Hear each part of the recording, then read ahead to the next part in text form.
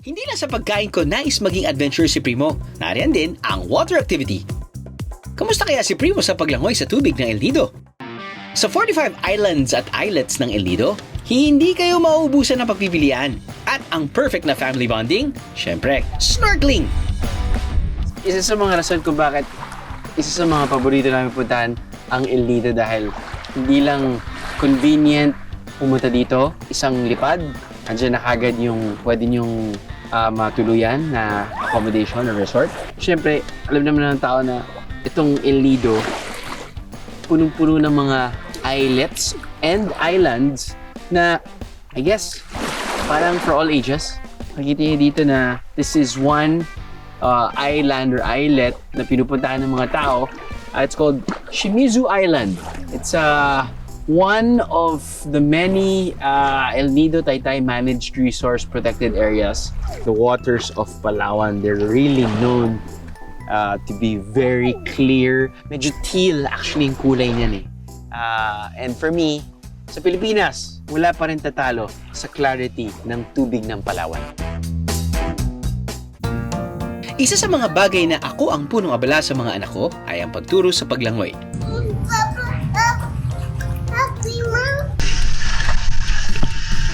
On your back, on your back, on your back, on your back. No. Here, come to my back.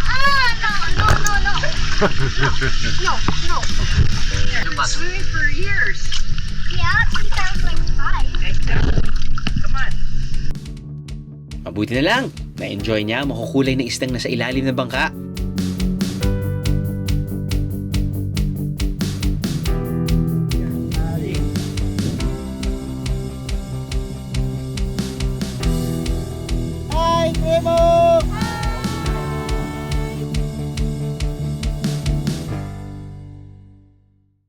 Kuya, how's your experience in the open water? Best scared and excited. What did you enjoy the most? Can you... Seeing the fish and looking on the water.